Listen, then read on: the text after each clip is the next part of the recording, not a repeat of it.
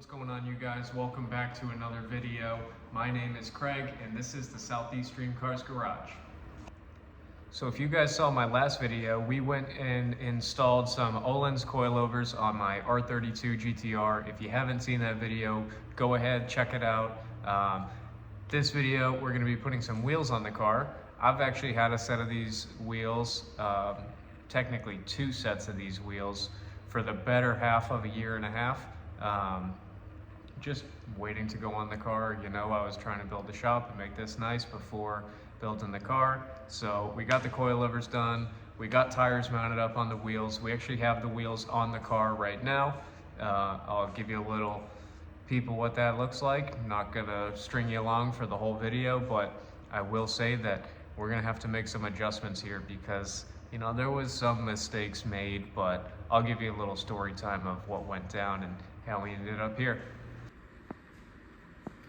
So as you guys can see, we ended up with a Nismo LMGT2, literally the holy grail spec of wheels that I wanted for this car. I couldn't be happier.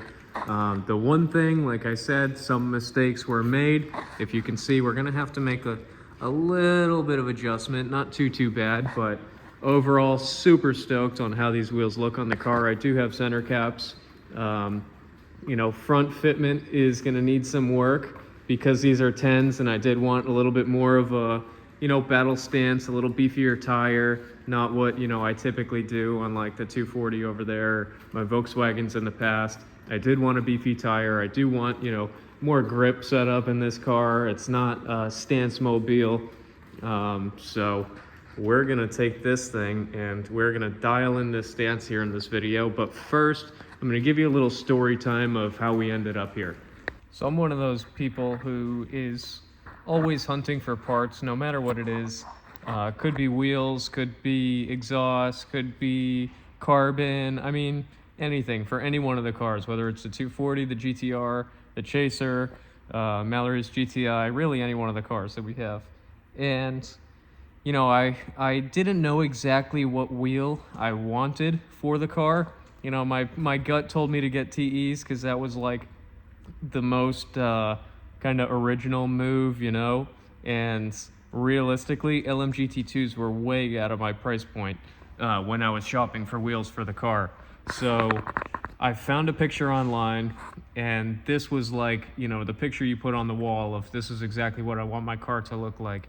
And I'll go ahead and I'll throw that picture in here right now so you can see it.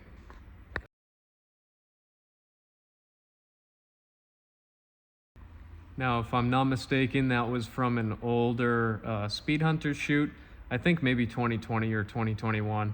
But that car that's perfect. I mean, the stance, the fitment, the wheel color combination, you know, with the black on the car. Most of these GTRs are gray.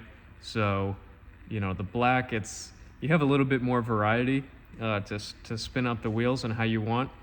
And I kind of have an idea of, you know, what color scheme I want the car to stay with. So, you know, that was like my dream.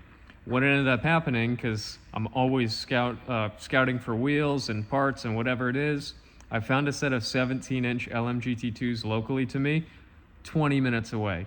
And they were a decent enough price where I could pull the trigger on them. So hopped in my car, drove over there, I picked up these wheels, I put them in my living room and kept them safe, and basically started to figure out how I was going to build them out to 18s. I'll go in and drop a couple pictures of those 17-inch LMGT2s that I picked up right here.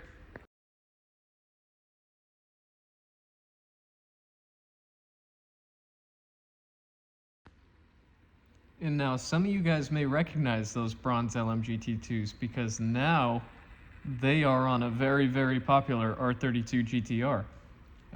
Some build that's popped up here in the last month or so. Adam LZ did his Safari GTR. I think super badass, single turbo. You know, he's got the quick switch. You can flip it, all-wheel drive, rear-wheel drive, lift it up. Green with the bronze LMGT2s. Those were my LMGT2s. So what ended up happening, I couldn't figure out You know, any of these wheel builders were telling me, yeah, send your wheels out, put them in a box, write on a note what you want, the fitment you want, and we'll get them done for you. No one would give me a price, no one would give me a time frame. It was like, hey, take your $4,000 wheels, put them in a box, ship them, put a note in there, tell us what you want, and ship them to us, and we'll get them done. And, you know, at the time, that was the most expensive set of wheels I'd ever purchased. I didn't really feel comfortable just putting them in a box and shipping them out to California and, you know, hoping that sometime in the next year or two I get a box back that has wheels that are, you know, what I want, the right fitment, and, you know, they don't hit me with a charge for thousands of dollars, something outrageous. So my buddy, who I picked up these 17-inch LMGT2s from, I kind of had him working on the side too to try and find me some lips and barrels. He says, hey, my friend's selling me his lips and barrels. I've got another set of faces. Why don't you trade me the faces? Trade me the 17s. I'll send the faces out to get powder coated, whatever color you want. And then we'll build these up to 18s, and then you'll be dialed. I'm like, okay, sweet, let's do it. You know, cash on top will be perfect. So that's what we did. And we sent out his faces to get powder coated silver. Once they came back from powder coat, we assembled them with the lips and barrels that he bought.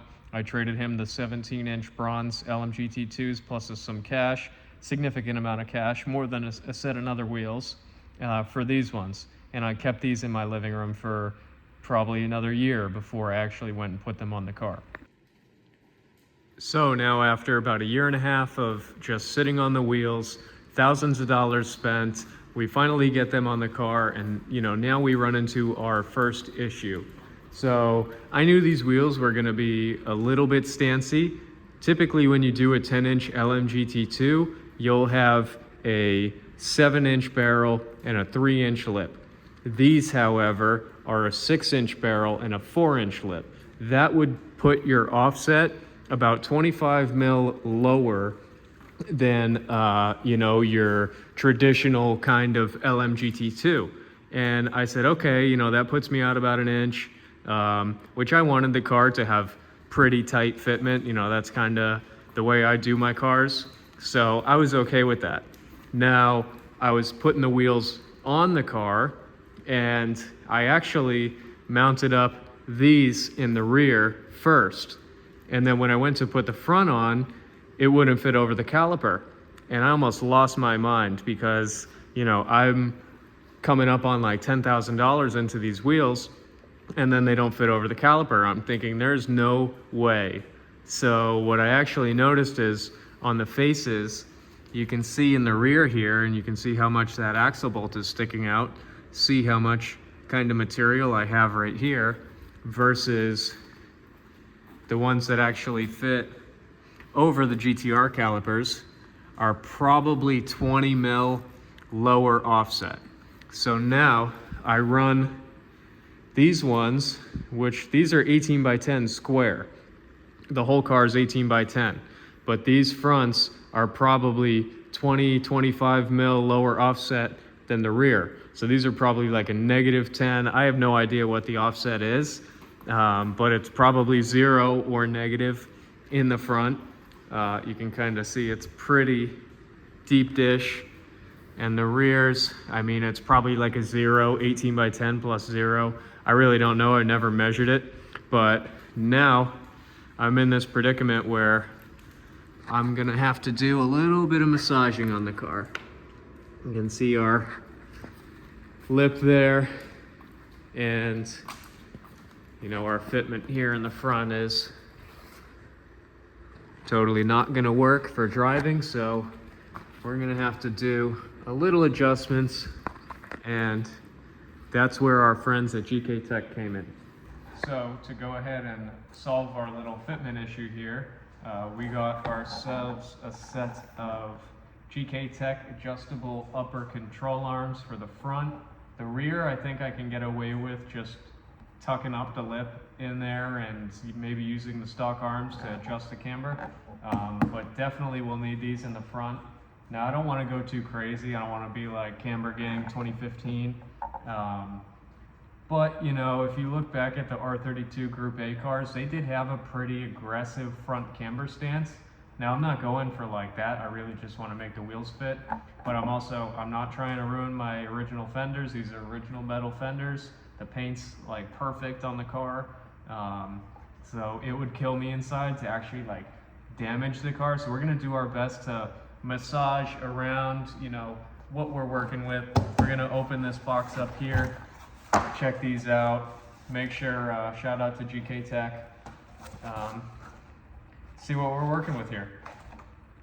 These look pretty solid. Definitely, you know, I think they'll give us 15 mil or 15 degrees camber. I don't know, you can look it up. Link will be down below, down in the description. I guess time to jack this thing up and see if we can put these in. What's up, you guys? So it's a few weeks later. Me and my roommate were messing with the GTR a bit, trying to get those GKTech control arms in. I know there was a ton of talking in that video, so I'm just gonna go ahead and wrap it up here.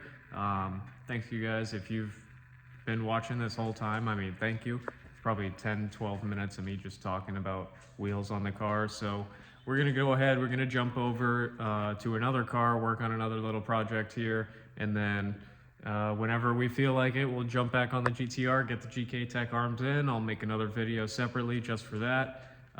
Thank you guys for watching. Make sure to like, subscribe, leave any comments down below. See you guys in the next one.